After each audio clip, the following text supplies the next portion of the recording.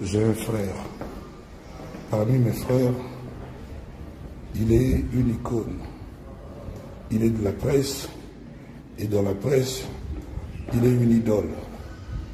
Il s'appelle Londol Adi, Adi Loba. Je suis heureux, les amis, aujourd'hui, de faire cette petite vidéo à l'idole et l'icône Adi Londolé. C'est un gars qui a grand cœur, qui a l'essence de l'initiative, un gars plein de talent, et il est de ma famille.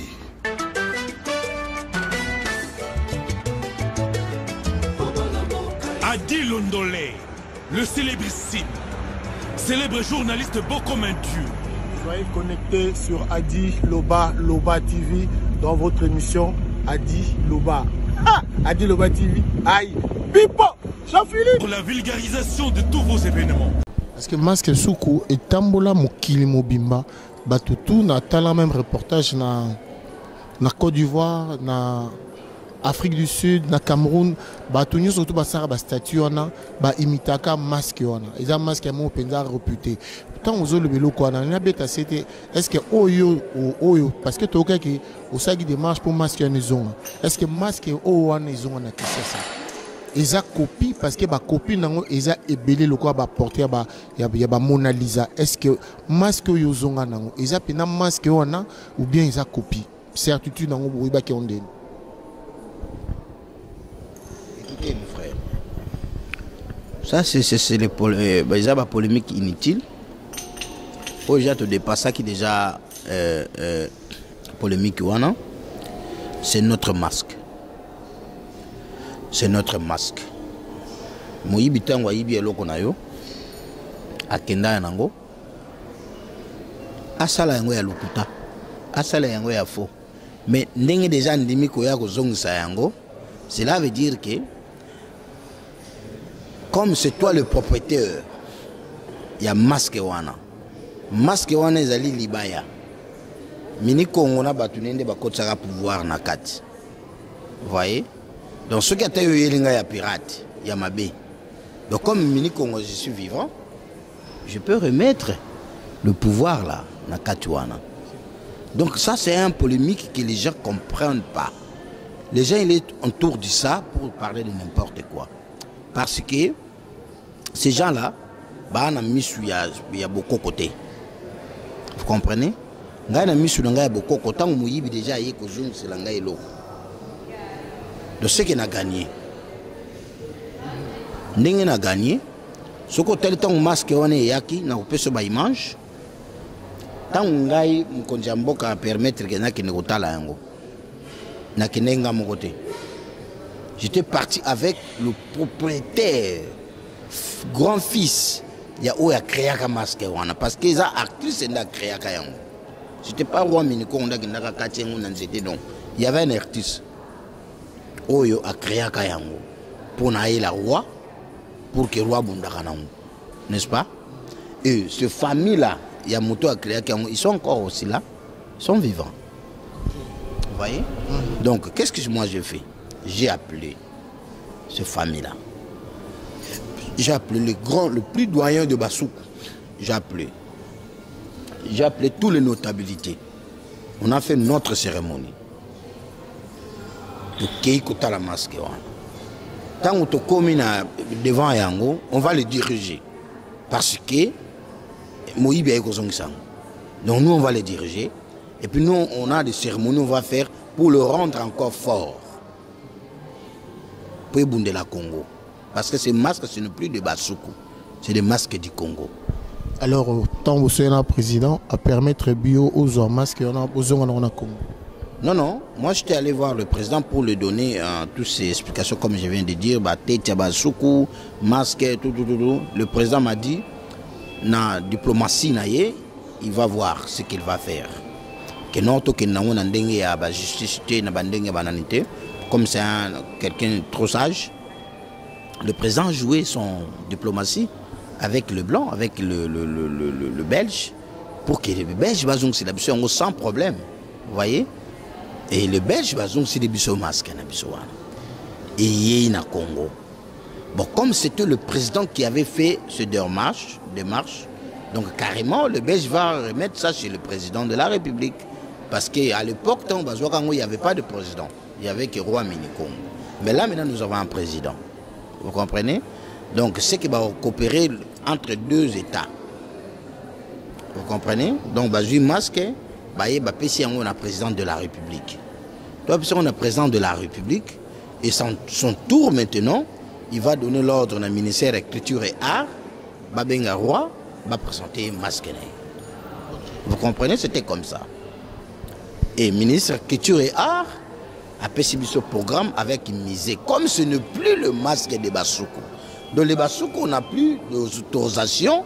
Il y a qu'on s'approprie, non? Voilà, ça devient le masque pour le République. Vous voyez? Pour le République. Donc carrément, il fait faire un musée. Il y a Bisso, Congolais. Mais vous voyez que c'est le masque du roi Minikongo. Vous voyez? Donc c'est le roi Minikongo, maintenant, qu'est-ce qu'il va faire? Il va faire face à la cérémonie, à rendre encore fort pour que de la Congo. Parce qu'ils ont une Congo. Vous comprenez? Donc c'est un peu ça. Donc alors, quand on a visité ça avec tous les Soukou, toutes les notabilités des Soukou, tous les groupements même de Basoukou, et qu'est-ce que je fais? On était allé maintenant pour remercier le président de la République. Pour lui dire que merci, monsieur le président, Yayo Kozong Selabiso masqué. Oyo. Hein? Alors, c'est là où maintenant le problème de Bateke a commencé. C'est là où le président, après savoir de parler avec nous, le président, il n'était pas content dans ce que Ibandé Koleka n'a Kwamoto. Parce que c'était déjà un mois déjà. Batbazo Kupa, tout ça. Pour Kataba chef Mitou, Yabayaka, Yabateke, Bayaka Nabateke. C'était déjà, hein, Ibandé ça a déjà bien été. Et maintenant, le président était que papa, Yaba Congolais, était que maman, Yaba Congolais. Le président était touché de voir les deux ethnies. C'est là que le président il va nous intéresser maintenant, tant que nous sommes le chef de Grand Bandundu. Le président il va me dire en pleine heure, en rien, comme ça avec le groupement Nanga et les notabilités, que mais, grand chef, mais peut-être la fois passée, vous avez président à place Moro Matadikiba, les Katanaki, les mêmes façons, chef ou mais vous, le chef, qu'est-ce que vous faites? Hein? Il n'est pas Foumou. Devant moi, il ne faut pas l'appeler Foumou. En tout cas, il n'est pas chef coutumier. Parce qu'il n'a pas le teur comme moi. Donc si, ok, nous autres, pose cette question à Difima, va voir si je vais te payer le billet, tu viens. Et Papa Koussou. Papa Koussou. Papa Koussou, c'est un chef coutumier. Papa Koussou, c'est un chef spirituel. Voilà. Et c'est important hein, parce que moni tozio ils ont mis tout nam tam sur tout na to so na balabala ils ont mal moto dans avec classissement wana to ebi siko je suis chargé de mission il y a ANATC agence des chefs traditionnels du Congo et Difima ici le secrétaire général il y a ANATC mais il n'était pas chef coutumier. Donc, ami commissaire qui chef coutumier, Tango Mwami Monongo, qui est notre président, il y a ANATC, a confié qui a PCA, à la secrétaire, il y a le chef coutumier. C'est là que c'est propriétaire qui n'a pas comme chef coutumier, qui a s'influencé dans ma belle Mokobo qui a été, parce que les propriétaires sont là. Donc, le monsieur n'est pas chef coutumier. Mais comme les gens le voyaient trop à la télé, avec le chef coutumier, parce qu'il était secrétaire général il y a ANATC. Et quand les gens le voyaient trop parler de chef coutumier, c'est là que vous l'appelez un Foumou. Mais il n'est pas un Foumou, il n'est pas Sa Majesté comme il appelle lui-même Sa Majesté.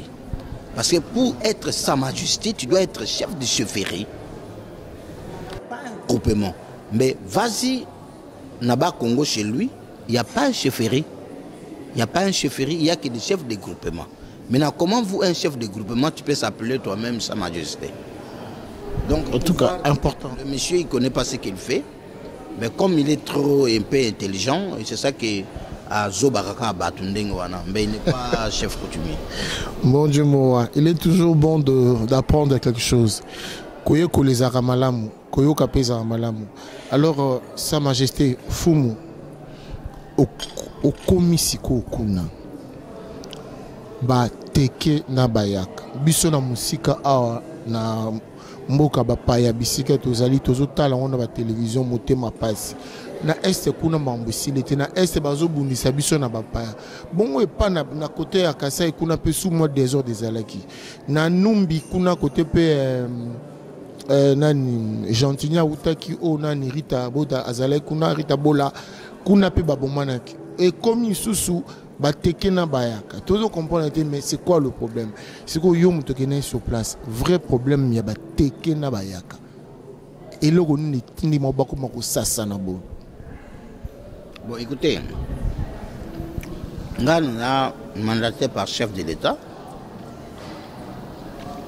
D'abord, un tech mini Congo.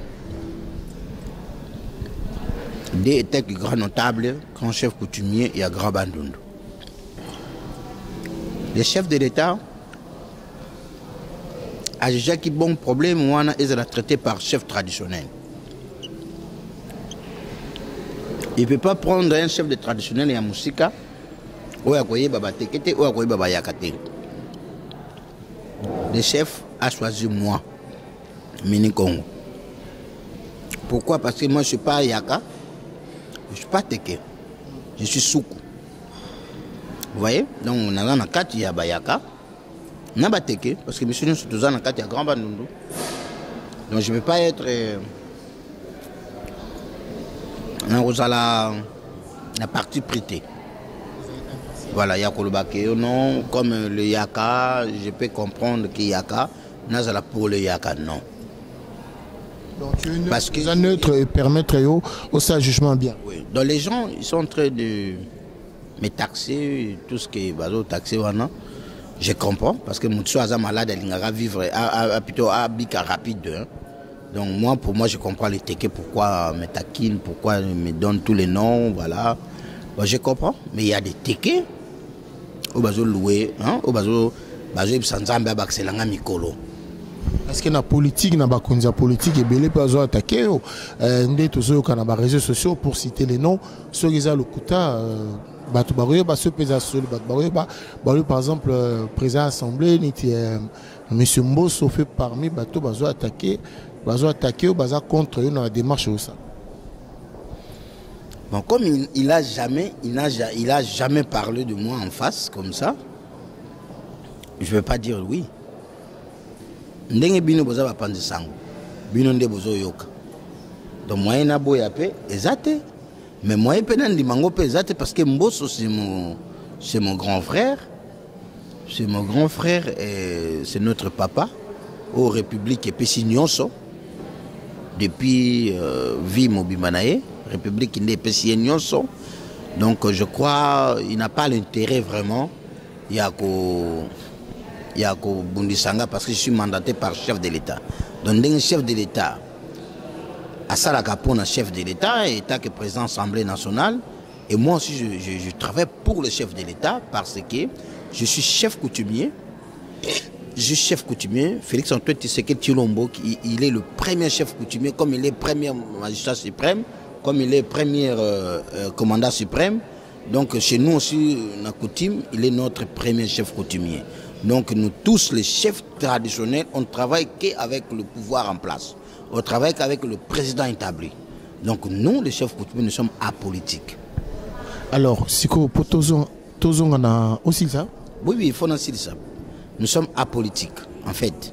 Biso Toza pour le président de la République, pas pour Mbosso. Mbosso, il a un mandat. Bientôt, là, il va partir. Mais moi, je n'ai aucun mandat. Donc moi, je suis là pour du bon. Donc ce qui y a Ngabounisanga, c'est que c'est déjà erreur. Parce que moi, je suis là. Moi, je suis là. Je n'ai pas le mandat. Vous avez une mission au Bakoko Nanzam Bapisio. Bon, si parce que Batubazo c'est là-bas, il y a Tina et Angouizanini. Conflit en Yokine Kuna, Bazo il est là, Nini. En fait, monsieur Londolé, conflit wana, ce n'est pas les Yaka et les Teke, non, c'est faux. Mais au bisoto yebi yango wana. Conflit wana ezali les Teke et les ethnies au bazaba fermier na plateau de Bateke. Donc il y a des groupes de fermiers. Il y a des Yaka, il y a des Mbala, il y a des Ngala, il y a des Luba, il y a des qui sont les fermiers. Bangonde bazan a problème na Bateke. Maintenant, comme les Yaka, ils sont un peu majorité, c'est là qu'on parle de conflit Yaka et Teke. Mais ce n'est pas seulement les Yaka. Ça, c'est la réalité que moi, étant que j'étais mandaté par le chef, au Nayebiangouane. Donc, en fait, c'est un conflit que le chef de l'État nous a inspiré qui est ne pas envoyer le politicien parce qu'il va faire toujours la politique. Mais nous, les chefs coutumiers, on ne va pas faire la politique. Nous, on va dire la vérité. Oyo Tokuti, yango Tokoyeb, sa président de la République. Alors, bino kuna bokuti nini. C'est ça qu'on a besoin de biso Tokuti, ba fermier, ne bazo bunda na Bateke. Bazo bundela nini, bazo la nini. Le problème, c'est le problème de redevance coutumier. C'est ça le problème. Banani bazo senga banani, banani faut pas pesa banani. Le propriétaire de terre, c'est le Teke. Bakolo mabele za Bateke. Ce plateau de Bateke. Pas comme les gens ils sont en train de dire que voilà, les Yaka, comme ici en haut plateau de Yaka. Non, c'est pratiquement impossible. Plateau de Yakate. Nous sommes au 21e siècle.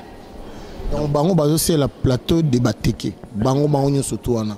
En fait, la histoire, c'est quoi, monsieur Londolé? Il faut toujours une histoire pour comprendre confiance bien. Pour te comprendre, belé, tu comprendre.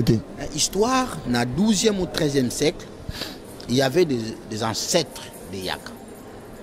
Il y avait des ancêtres des Yaka. Où il y a un plateau, on a battu les bosso. Bayaka. Bakoko na bango. 13e siècle. Bayaka wana. Parce qu'il était que Bayaka à peine, hein, na Congo. Alors, Bakoko Bayaka, Bafandaka na plateau de Batekete. Parce que le plateau de Bateke, c'est qui place mon lion, léopard, c'est très bizarre. Et Bakoko ya Bayaka, Balekaka. Bakeko s'est installé dans Kwango. C'est là où le tort maintenant, il y a Bayaka, dans Kwango. Le plateau de Bateke est tiralaki vide. Et il y avait un Teke qui était pêcheur, qui venait en face, dans Gabon. Dans Brazzaville, Gabon, qui avait fait un pêche naïe. Il a vu très belle, tout ça là, à Katisiwana, et voilà, ce qui a coûté à Motomokowana, Bando Pelisamoto, tout ça à l'époque, il voulait savoir comment Pelisamoto, tu as s'installé. La bande de Beng Saba, Baoyaye Bandeko. 42 bing sabawa bandeko babando traverser ti nane ba s'installer comme plateau de Bateke.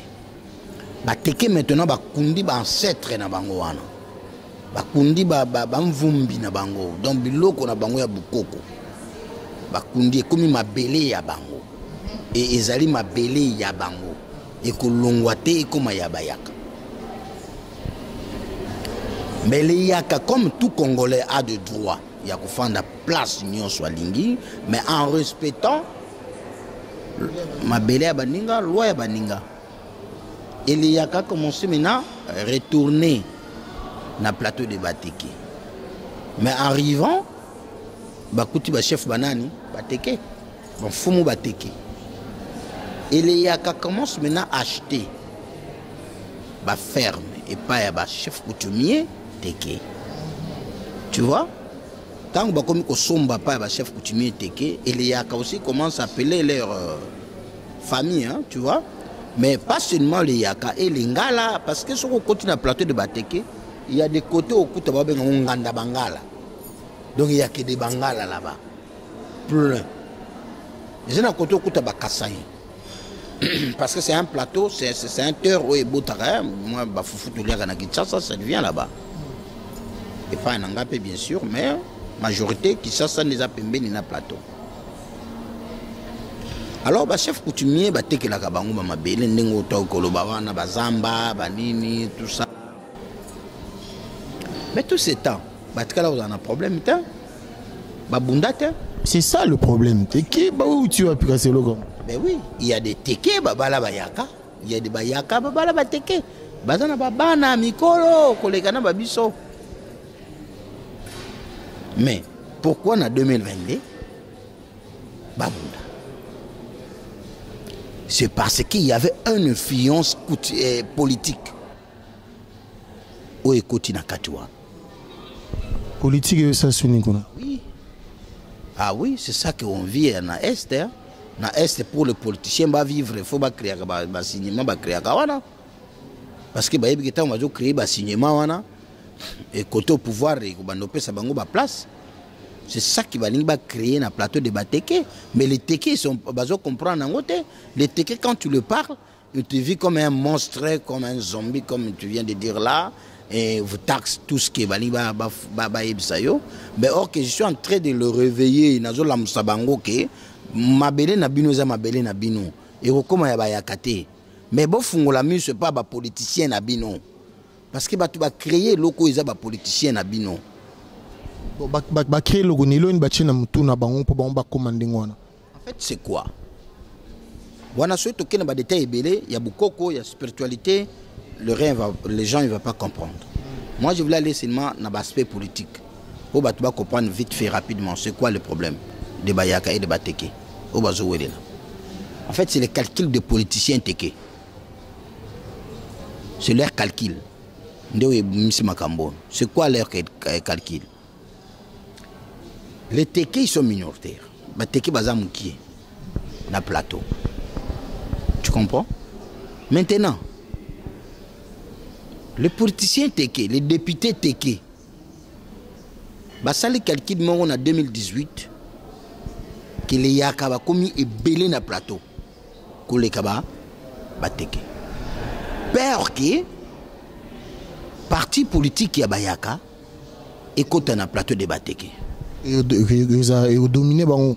Ce parti politique Yabayaka et côté na Bateke, na plateau de Bateke, cela veut dire que ce qui est l'élection est de Bayaka, nous voter banani Bayaka.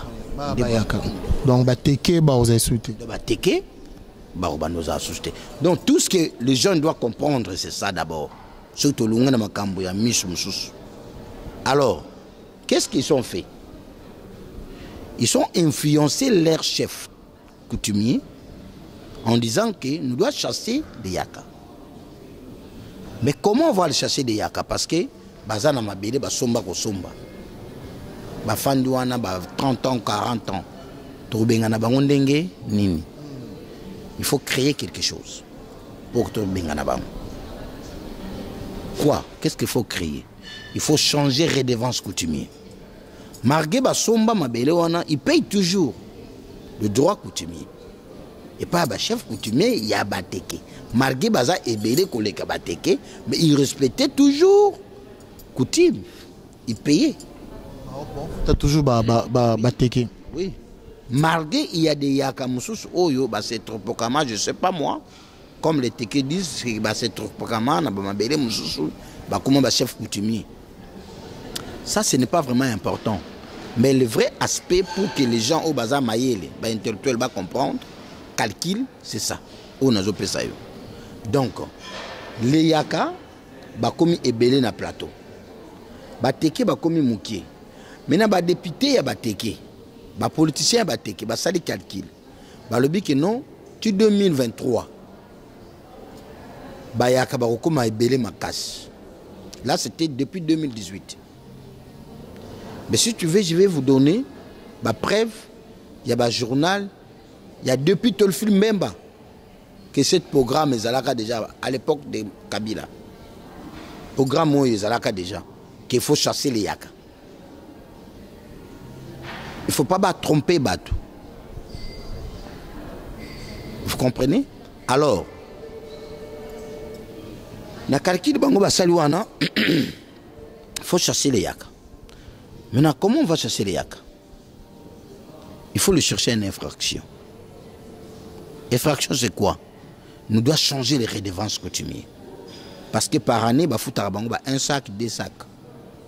Il y a ceux qui maïs, ou bien gouba, ou bien quoi. Les fermiers sont basali, il faut pas chef coutumier. C'est ça que le chef coutumier de plateau va vivre à Ganango. La redevance coutumière. Oh, il va foutier, oh, il va pêcher, oh, il va pêcher. C'est comme ça qu'il vit. Margué qui moukie na bango, bazaki toujours na pouvoir na bango, c'est eux le chef coutumier. Bango moko sou ba chef coutumier ya ba eteke. Ba plaça na ba place mususu o batu bazate ba plaça ba kapita. Ba kapita wana ba plaça il y a des bayaka. Il y a des baluba, jeu de luba qui est kapita na mabele ya bateke. Ce n'est pas seulement les yaka. Ba plaça batu bango moko. Ba sala ba contrat bango moko yo kongole la kanga biloko na ba fermier après ya kotikela kanga ye. Ozolanda. Il y a un aspect surtout côté kuna to kene mulai za mulai makasi. Nazo ke nuka na aspect simple. Donc il faut changer les redevances coutumières. Pourquoi? Parce que si tu changes les redevances coutumières, tango goyebi c'est que non, ce n'est plus un sac, ce n'est plus 2 sacs, ça devient 5 sacs. So ba yebi ke batona ba sala ka ba 6 sacs, 7 sacs. Quand tu le taxes 5 sacs, il va pas le vous donner. Combien belé? Combien belé on peut s'auter. Ce temps on peut s'auter. C'est que yo pour les plaintes, non? Kabo ko futanga redevance nangai bokangai. Et il y a des complicités, il y a quelques militaires dedans. Parce que toi qui même na phare DCP, bah comment on compte en akati? Non, vas-y, toi qui nous na simple nan nazo pesa yo. C'est très important que Batouba comprenne les problèmes eux. Donc comme je dis que c'est un problème créé par eux-mêmes. Ça n'a rien à voir avec le président de la République. Ça n'a rien à voir avec le système Nabiso et en tant que papa des nations, c'est ça que le président il veut que cette connerie est si là. Parce que moi, le président il m'a dit que n'a rien n'angaye état que président de la République, n'a kolinga conflit à Boye et Salama T. Il y a Est, moi je n'étais pas le président. Mais nazo bundé ici là. Mais ça, en plein de mon pouvoir, je veux que ça nini. Ici, là. Alors vas-y. Vas-y. Va chercher les vraies vérités. Alors c'est ça les vraies vérités. Et maintenant. C'est quoi la solution? On n'a pas encore une quota solution. Nous allons continuer à nous dire quel est le malade. Tant que ça calcule que nous faut chasser Bayaka. Yaka en général, cela veut dire qu'il y a des balouba, il y a des, comme je viens de dire. Maintenant, Basali réunion na bango moko. Il y a une date, je vais vous dire si je me rappelle encore. Basali réunion moko ba bengi tous les chefs coutumiers bateke. Na kwa mutu. Et pas ba député na bango. Bango moko ba yebini na zolo ba. Basali réunion qui faut to benga na bayaka. Ozolanda. Maintenant, il faut bolu kabo changer bon redevance. Colonel de tel Azali, colonel de tel Azali, ceux qui a beau au futa au benga colonel de tel au kangaye. Et ceux qui a kangié, to botoli nini, ma belle wana. To récupérer ma belle. Bon, que calcul na bango zaki ma bé, zaki faux calcul. Ba bossene que ils sont minoritaires. Ba toi na bazoni nga ba bengana ils sont majorité. Vous comprenez? Alors, tant que babandi biloko wana, babandi ko changer ba redevance na bango wana et bandaki na mabele ya Butulu. Non pas ya Butulu, na mabele ya Dumu. Mabele ya groupement Dumu parce que bazaka 3 groupements. Na mabele ya groupement Dumu, na mboka Machambé. Et pas un chef Ngambi. C'est lui qui avait commencé ça. Bitumbaoui. Il y a Ponami Abimi Motogashi. Donc cela veut dire que il y a un tel bossa au changer redevance wana. Mais à complicité à Bangonioso. Mais il y en a aussi des chefs téké qui ne sont pas vraiment partants, qui ne sont pas d'accord. Ils ne sont pas d'accord. Il y a des chefs coutumiers téké où ils vont foutre ça bloc wanate. Mais ils sont des victimes seulement parce que c'est quelque chose déjà ici est bimi. Tu vois? Alors, dans le groupement wana Dumu et pas il y a cousin parce que chef coutumier wana za cousin il y a chef de groupement wana. ya Doumou. Il s'appelle Ngambi. Namboka Machambé. C'est là où Yenda Banda Kilouawana. Il y a Baksikou d'ailleurs na bassin à Diamba. Donc ce qu'on pêche 5 sacs. Bassin à Diamba, 2 soso, tabac, bloc bede. Ayebisi na ba fermier na union tout. Ba fermier ba boy. Ba opesa yangote. A bloqué bango accès. Il y a ba produits agricoles et bimara sous-souté. Donc à bloquer entrée wana ba grand carré kotaka na ba ferme pour que nous ba biloko. Voilà, tout fait bango ba sumbonde. Et maintenant ba komisko biloko belé et toni bango na ba ferme na ba zamba na bilanga moye bimezate. Et le fermier qu'est-ce qui va salaki ba ke ba fundi na l'état. Bazana ba plainte na bango. Ba ke ba fundi sans succès. Et ba décider maintenant tout sangana tout que na carré ya chef dans la lupango ya chef. Tout que ne koyebisa yeke on va pas payer ça. Donc il faut afungola nzela biloko to sana ni to banda ko bimisa to futa ndenge kaka ba ki manifester. Ba ki ko manifester, c'est leur droit. Baza ba congolais baza na droit au vivre na mabele place balingi ko zala na Congo. Oko privé jamais ba congolais ba vivre. C'est ça que les Teki doivent comprendre. Mais les Teki ne comprennent pas ça. Batouana Bakei ko déclaré pas un chef. Tant que comme pas un chef, quand nous avons manifesté, non? Biso, pas Libange Bimi. Tant que Libange Bimi, il paraît. Si c'était lui-même chef, ou son cousin, comme Bango Balubi qui est chef ou qui cousin, mais Bango va manifester, na opé so ba preuve, na opé so vidéo au Tiango, bazo ba ki chef lui-même. A telemi na discussion wana chef a koti na ndaku na ye. A zui munduki. A bimi tant bango manifester ba so aller à bon portant. A beti abomi Blaise, il s'appelle Blaise. Un fermier, il s'appelle Blaise, qui ne même pas Mouyaka. Azangongo, Mungongo. Il n'est même pas Mouyaka. Azan Mungongo. Chef à Bétier Massas, à bout portant, sur place. À Kouéyale, Bétier Massas, Zoki, Massas, tout ça, Kimi. Tant que Kimi, Blaise a Koufa qui bien te.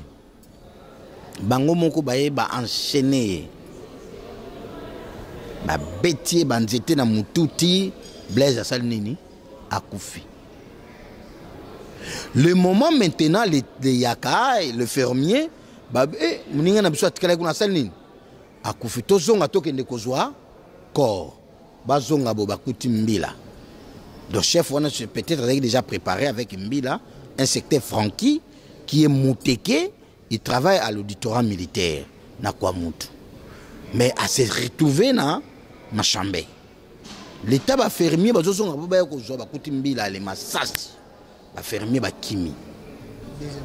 Voilà. Sikoyo, il faut ba zo quand même attaquer na ye, ba pesa bango. Selon bango ne ba zo expliquer ngai. Bango ba zo corps na ye, ba kei ba kundi ango demi. De ba kundi makolo libanda. Moutou Libanda. Tu vois? Non, Makolo Libanda, Bakundika Aou. Na Aou. Batiki Moutou Libanda, Makolo Nepe Libanda. Ils ont un message, mes amis. Mais vas-y. Maintenant, les Teki, ils disent qu'ils sont des innocents. Non, ils ne sont pas les innocents. Ils savent. Mais il n'y a pas de preuves aussi. Non, il y a de preuves. Ils sont là. Il y a de preuves. Famille, ils sont là. Je vais vous donner même son oncle comme Azoloba. N'a passé, il mange, tu vas mettre ça. Bango moko bateki bayebi oh nazo loba na yo que c'est le vrai. Je n'ai aucun intérêt à kosa. Vous comprenez? Alors, quand le Teki a fait ça, famille à Blaise Baye pour déclarer, le monsieur Francky là, l'acteur Teki, a kangi sous encore Oreba Kanga, la personne qui a tué Bakangi Bakolo et Bembi. bakangi 4 membres ya famille na bango bato bakufeli se retrouver na boloko na kwa mutu. Sa grande sœur, oncle, tout ça là, manipulé, chargé même 1 million de francs avant Batikaban. Vous comprenez? Alors, les yaka, les ngala, les quoi, c'est là que bakimi bakizamba. Bamoni ki makamboyo, et il faut tout ça la réplique. C'est là que le problème a commencé. Réplique na bango, allez. Batake Mboka. Nakotake Mboka, comme c'est un plan de tout le plateau, de tous les territoires, c'est là que le dossier a continué. Et bandi ko kota na bamboka mususu bitumbe bandi ndenge wana pona liwaya Blaise. Il s'appelle Blaise. Na bosoni comme mususu mettant on a opé vidéo au mona oncle na ya kotanga kombo wana. Est-ce que les militaires ont bayaki na machambe ba militaire na machambe na machambe na machambe na influence ya chef coutumier pour chef coutumier na relation na muto ya le militaire là il s'appelle Francky oya utaki na nani il est teke. Donc il est teke. Il vient pour protéger son cousin, je sais pas, et deuxièmement il y a un certain Miller qui aussi, moi, Naya, chef de groupement, il y a Doumou qui fait maintenant intérim. Donc, au Wanazalo quoi cousin. Donc, Bangwani, Bazana Basoda. Voilà. Donc, Bangwani, va utiliser les militaires et la Bissou et la République. Donc, quand on parle de FARDC, qui va FARDC, donc, ils ont que l'État moutetini FARDC. Ils ont des influences. Cela veut dire que Tangu, Basale Loko, Wana Bitumbe Biminamboka. Tango bitumbe bimina mboka bakomo ko bundati papa na ko bundana mena le yakabaza ebele ko le kabateke so bakomo ko take ba mboka to bakomo ko take ba mboka bateke bakomo ko kima bakomo ko tika ba mboka ba chef coutumier bakomo tika ba mboka.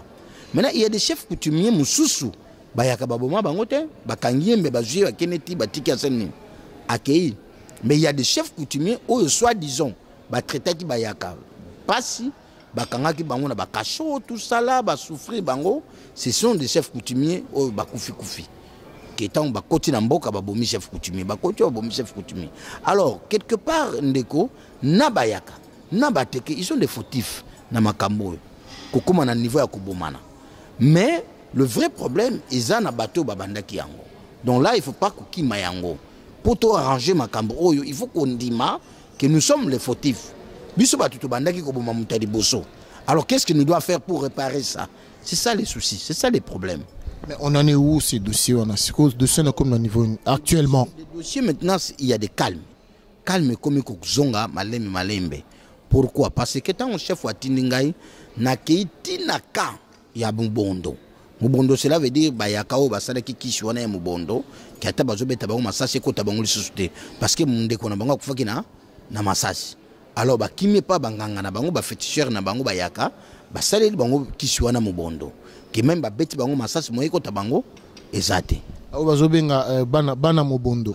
Bana Mubondo baza majoritaire parce que on baza côté bayaka lokola bateke ba beta ki masasi boma ki bon OK biso sikoyo to sala ki si pour masasi boma biso te boma bangote parce que ba militaire na biso ba komata ba beti papa izo zo bangote. Mais lisolo ya bana Mubondo ke ba beta masasi zo bangote les amis ou bien yo zaki sur place, toi tu as vécu pendant que non masasi yo quand même otambo na mikile belé yo moni pendant que ba beti masasi boye muta kufité et puis dendi. Il y a des preuves. Il y a des preuves, je peux vous montrer, il y a des preuves camarades. Ce n'est pas fausse information hein. Vous avez votre journaliste Dani que tu viens de parler. Ouais, Dani beaucoup m'a celle qui est le maman d'Engona. J'étais avec elle, on était parti avec elle dans la mission. Il a vu, il a écouté. Donc ce n'est pas fausse information. Hein. Donc c'est quelque chose, c'est vraiment comme ça. Mais nous, étant que les chefs, on va prendre toute solution pour que Makambouane ici là. Non, mon bondo d'abord, c'est coutume na biso. Basuku. tu biso to benga ngo makubidi. Makubidi wana biso to benga ngo nde bango ba benga ngo mubondo, bango ba yakana ba tout ça là. Mais chez nous c'est ça. Ezala que oui que moulé les pierres, mai wana moulé les pierres. Autre bien bané pas en Europe masolin pas pierre moulé. Donc c'est quelque chose c'est vraiment c'est vrai. Donc bango sikoyo ba jure na kombo ya batu na bango bakufaki. Tu vois? C'est ça que ça fonctionne parce que ba jure na kombo que non l'a dit londolé azande konanga kufi na makamboyo. Donc voilà donc ngai vraiment faut ba koko bondi melanga parce que ba bominde konanga. Tu comprends? Donc c'est les réalités hein, ba toi va vivre na bazamba. Biso to vivre à bango ba mona ata mwindo te ba yebi angote. De ba na jar na bango mo ba vivre là. Surtout ba sali biloko na bango wana alors ba ancêtre na bango bandimeli bango. Ba pesi bango pouvoir wana. Donc comme sikoyo ko boma wana to ba komi ko boma gouvernement ko tikate ke batumso ba boma batumso. C'est là que le gouvernement mène tindi ba soda o ba kene ko sani ko protéger. Tant que le gouvernement tindi ba soda protéger ba moni que besoin continuer. Qu'est-ce que le militaire va faire? Va tirer. Et quand le militaire tue a moni que zokota mutu ngote soda ça na joie tiki mundu ka kenai. Donc tu vois, c'est un peu ça. Et c'est là que bana mubondo tant que militaire ba comme beta bango masasi bana mubondo siko ba non ah bon donc le militaire ça contre biso. Il n'y a plus de Teke, ce n'est plus de Teke et les Yaka, ça devient FARDC contre biso. Contre nous. Tout le monde a militaire. C'est là que nous avons militaire. Or mission à la base FARDC qui peut être Kimia. Pour protéger les deux ethnies. Tu vois? Maintenant, et il dit que non, le FARDC commence à le tuer. Donc, donc c'est que les Babomaka Blaise, c'est ça qui va instrumer Bisso aussi. Le Bisso c'est que nous FARDC. Donc c'est ça les compréhensions, on a eu contact entre Mubondo avec le FARDC.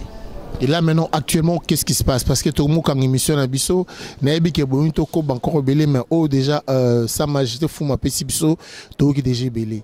Mais si concrètement les toujours quand émission à Bisso. Situation actuelle entre les Teke et les Bayaka. Quand on dit Bayaka, baza tellement bien na katiwana. Situation actuelle Sa Majesté Fuma Tozano Ao. Situation les amis. Situation actuelle les a que on est encore en mission. On a pour 3 jours. On a pour 3 jours pour mon docteur par rapport à moi mouvement na sala qui a ma ben à l'écolo. C'est ça qui est qui France vite fait. Donc en fait situation actuelle les a qu'il y a des calmes maintenant. Ba place ba monte ba ndai kopela makasi comme il y avait de présence de FARDC et le gouvernement congolais a décidé de retirer les FARDC, de mettre la police. Parce que la police a salami pour retraiter le problème, tu vois. Et peut-être c'est là où est pesé. Nanga ipe na joie qui occasion ya kokota tie pas bana mubondo na solo lina bango na transmettre des messages à chef de l'État. Ils sont maintenant calmes. Bandimi que chef de l'État atindeli bango mutu pour ya ko bisa bango qui sont toujours les Congolais. Il y a une responsabilité munene. Ah oui, ils sont toujours les Congolais. Le chef ne peut pas tuer les Congolais, Congolais. Et d'ailleurs, comme vous êtes les guerriers, l'armée congolaise a besoin de vous. Donc si vous, il faut même soutenir l'armée, tout le monde Rwandais, que Muteke Azande Konayo, donc il faut le pardonner. Hein? Le reste, on va traiter ça. Hein? Biso entre ba coutumier to fanda to traiter en poto bongsa mabele parce que batu ba kufie bede na makambo nde konangai. Donc on va traiter ça sur le plan traditionnel. Mais si vous pouvez venir servir l'armée congolaise comme ça Mubondo yo tout le monde n'en pas ba rwandais. Donc on a place que Mubondo ça na ba soda FARDC la République est préférée comme vous êtes le Congolais, vous n'êtes pas le Rwandais comme les gens disaient. Mon arabition sur madame gouverneur et à Maindomba que non, il y a des Rwandais, il y a des Mbororo, bangonde bazokate batumitu, bangonde mais ce n'est pas vrai parce que moi j'étais allé là-bas, il n'y a aucun étranger dans le groupe wana. Izakaka baluba na personne na message à baluba na kiluba. Message à Bangala na bakati ya bana mubondo. Donc je l'ai convaincu, ils sont acceptés de servir l'armée. Donc on a bango kutu balobi comme ça mubondo toujours que nisiko kubunda nango na est to benga na Rwandais. Et le moment lobby a photo ça très attention nango. Ndenge bazolu kaba recruter ba militaire pour na aussi ça ba guerre au tozana on est na est. Likanisi bimia lokola bino bozana kisio yo masate zora binote. Au lieu to bunda biso na biso malamu mingi bino kutuboya kokende kuna place bazo beta batu masasi comme ça to longue tumba ona kuta es likanisi ngo bimia likanisi mo kanengo na ngomte bimi. Bien sûr, gouvernement monique, ce sont des guerriers, on ne peut pas le perdre. Ce sont des guerriers, ils sont des Congolais. Il n'y a pas d'étranger. S'il y a un étranger dedans, le gouvernement va recevoir binoté. Là, c'est l'accord où le président Félix Antoine Tshisekedi Tshilombo a décidé qu'il vraiment M23. Jamais pas intervenir dans l'armée. Ce sont des rebelles rwandais, ce sont des étrangers qui ont infiltré l'armée. Là, c'est différent. Là, ce sont des Congolais. Banamboka.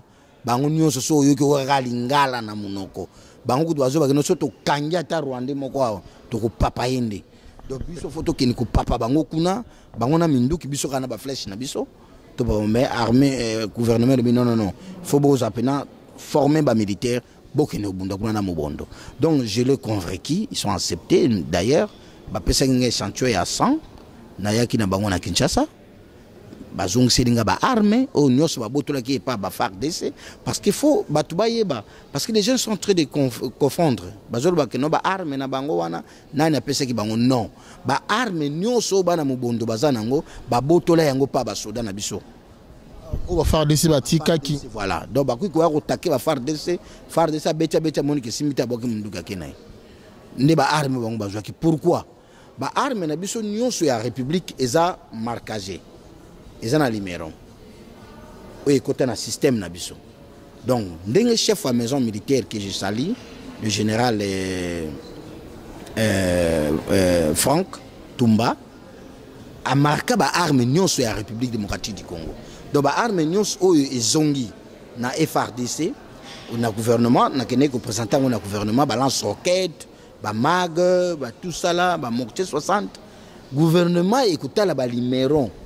Et talina système nani mukolo arme o baoyeba na mukolo arme na unité na mukolo bapesa ke yango. Merci beaucoup Fumu pour na maloba o pesi na siresika bozali boyoki boyoki Fumu. Cela n'empêche bino pe bosala ba investigation na bino bino pe bosala ba recherche na bino pour ceux qui m'ont fait lobby et ça seulement na kanisi boki a lobby penza na muzindo bongo Fumu tozana yo tozo kanga maso na biso na mukona lelo liloba ya suka pona kanga émission na biso okolobani. Non, moi je pense qu'on garde contact parce que nous sommes encore là dans la mission parce que on a baza ebélé. Nous doit conférer que tout le monde bangonyo so basa nini babima. Donc là je vais rentrer encore na Zamba pour continuer ma solo na bango pour bangono so babima insécurité et si là parce que bande ko na so bateki ba lobi ki ya insécurité pendant que bana wana bazana na bazamba. Alors ces enfants là de Mobondo ba accepter bangono so na bimisa bango na Zamba. Donc là je vais rentrer encore pour na bimisa bangono so na Zamba de façon que bazamba on est à la vide. Le teke le fermier normal bazonga na vie na bango normal. La police est gardée bango. Parce qu'il y a un plateau de Bateke, mon frère, il n'y a pas de loi. Il n'y avait pas de loi. La police m'a bêta kabango pas Bateke, pas Batukuna, même parquet, na inongo babengana procureur, parquet zalakate. Donc c'est ça que c'est une mission que nous on demande au chef de l'État, vraiment à Fungolango Missou, parce que c'est la porte de Kinshasa. Donc chef faut Fungolango Missou. De façon que tous ces députés ou bazo ko influencer bateau jusque là bazo continuer ko influencer bateau bazo continuer ko lobamba n'importe quoi que voilà mais pendant que ces députés là il faut baza la sanctionner parce que baza na ba plainte belé tu vois. Donc c'est un dossier pour le moment tous en phase de pacification mais il y a un autre page où il y a justice. Donc il y a en justice où il y a après tout ça. Mais avant justice, nous avons d'abord pacifié le terrain, conflit ici là, et maintenant justice c'est ça la moussala et landa, où l'union se dit beaucoup et ça nini, et ça n'a qu'à. Donc moi pour moi je vais dire à mes frères Teke, batika basuption batika babiloko wana bilobaloba. Il y a des calmes aux revenir na mabele à plateau de Bateke. Mais comme ils sont malades, et yaki, et oui aussi l'ambala mon côté. Même eux les Mubondo, ils sont aussi prudents. Est-ce que tokende ou tokende? Donc c'est à moi, étant que chef de mission, n'a continué à convaincre que Bangona qui sont des fils du pays pour que inquiétude ou anaté. Donc nous devons soutenir notre président de la République, notre gouvernement. Il n'y a que seul gouvernement, il n'y a que seul président nous avons, c'est lui-là. Donc si on ne le soutient pas, tu vas soutenir son âne. Les Congolais, il faut tout le monde, même si on n'a pas de ndeko, beauté à bandeko. Babiloko on a ko finga ka ba politicien, moi non non so finga ka parent azaka mwana maudit. Parent na yo azala mabe, azala malamu, il faut toujours ko bomba salité ya mboka na bino. Bandeko na poto ko finga, ko sala boy, ko zongisa boy, mais non ça n'a pas de sens. Les Congolais au photo sala ezali ke to koma moko, to construire mboka wana. Mboka wana o tuboya ko luka awe zakuna camarade. Mwinda oyo bandako tokongango na Congo. Nous avons beaucoup d'argent plus que France. Nous avons beaucoup d'argent plus que toute l'Europe. Nous les Congolais. Mais ceux qui ne sont pas ensemble, moi to tongango ezate. Donc tout tika ba tirer mawana inutile. Vous voyez, pour que tu soutenir le pays. Donc pour moi je vais vous remercier. Nandenge s'est déplacé pour na koya kokutangawa. C'était brusque mais j'ai accepté pendant que je suis un acteur du Congo, je suis un roi, je suis votre frère. Donc moi, il y a beau intervenir mais on a péché les Araka, mais si on garde le contact, pendant que nous sommes là, on travaille, on va vous informer. Tu peux même se déplacer au Yéna Congo pour voir comment on travaille. Ndengeni bana wana ba kota armée. Ndengeni ba aussi de sa formation ndengeni ba okene ba depuis que biso est wana donc nzambe a batela bino na bakoko boye ba ke chef coutumier azando kité ndenge na zongeli osusu chef coutumier azali représentant ya nzambe nzambe ndi apesa biso pouvoir tozana yango donc nzambe a batela bino. Merci. Merci beaucoup, une émission très enrichissante. Ba piste msusu ngape nazo ko ale ko lankakawa ya mona réaction za koto avumara nzokande sa majesté fumwazana e tamusu ba pesa e bonzambe. Je remercie l'équipe technique, je parle de JC Mwanda Sokiote. Merci beaucoup na équipe ya Pactol Malonga, bonne année Dani Bokombe Tsunami, bonne année 2023. Grand prêtre César Ngadi, Ozala bien ici Kabozali. L'émission, c'était bel et bien votre frère, votre humble serviteur, le célèbre journaliste Adi Londolé, beau comme un dieu. Woka Mwate, Soina Kekuna, Narokina Bonzambe, pasteur Francis Lola Rosambela, prophète Denis Rosambela, Narochape Mobondo, pour Massasé Zouangate. Le célèbre Adi Londolé vous dit à très bientôt. Surtout merci Nayo Fumu. To fungoli émission na biso na bandeli ambula na Fumu na Sa Majesté. Donc bon imaginez kaka. Ma pambole belé. Le célèbre Adi Londolé vous dit merci à très bientôt et bye. La soirée Saint-Valentin de Adi Londolé et de Domitil Makenja, Kafu vous invite à l'adresse ci-après, 14 rue de la Pointe, 93 130, dans l'espace Noisy-le-Sec. Après donc la Covid-19 et les stress de confinement, voici spéciale soirée Saint-Valentin d'Adi Londolé et de Domitil Makenja. C'est samedi 18 février 2023 à l'espace Noisy-le-Sec, 14 rue de la Pointe, 93 130. Une soirée de responsable. Responsable parce qu'il est unique en son genre. La soirée des amoureux, venez vivre les amoureux, par les amoureux, pour les amoureux. Dress code bleu et blanc.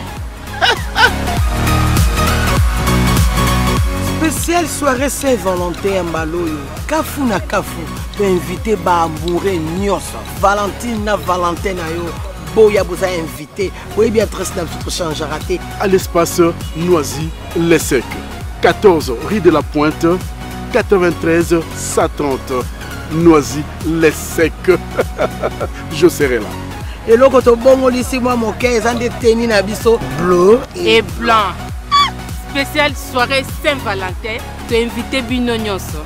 Bino ba couple, Bino ba couple. Bozang en place à Okende. Moi, c'est mon bal jour à Saint-Valentin. Ou quand c'est pour sa chérie nayo, ou quand c'est pour sa copine nayo, ton copain nayo. Tu bengi si Bino Nyonso tout. Biso ba tozana la scène na bolingo. Tozanga te.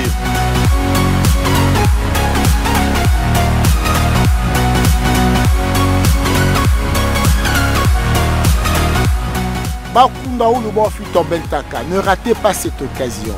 C'est un samedi, le 18 février 2023. Kipidon sera là. C'est pour les amoureux. On ne sait jamais. Moi, le célèbre chéri, je serai là. Ne ratez pas cette occasion. Boya, boya et belé, ba amoureux nyonso. Dans la compagnie qui n'a pas les confinements, les gars qui t'ont belé. Même balo, ba bina bisu ba fungole bisu makambu. Wa taza molonga nité. Yakawana. Tamsou chance na yo. Éco sourire. Le 18 février 2023, soirée Saint-Valentin. Oye Salamina, Domitil Mankenza, Kafu Kafu, na papa Adi Londolé, Toko Zalawana. Bato bazaba amoureux, ils ont moyen de témoigner amour. Il y a moi si na yo. Moi si peut gober ça papa. Oui. Papa peut gober ça maman. Ils ont témoignage des amoureux. Ne ratez pas, je pense que c'est important. Next thing la amoureuse. Moi je suis amoureuse, non, ça raté. Yaba kafu.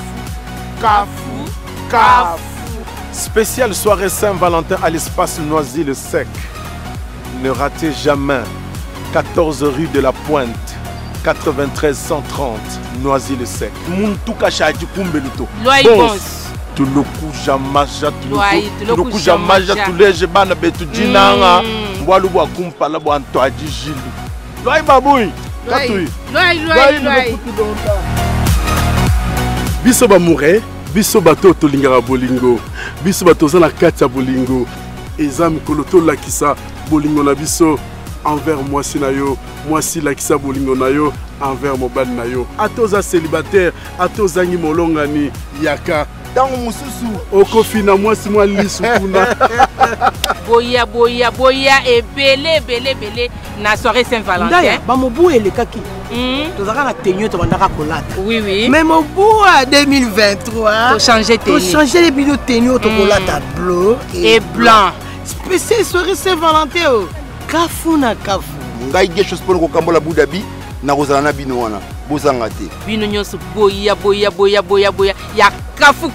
Ezo c'est la bino le 18 février. Biso batuto lingi bolingo. Événement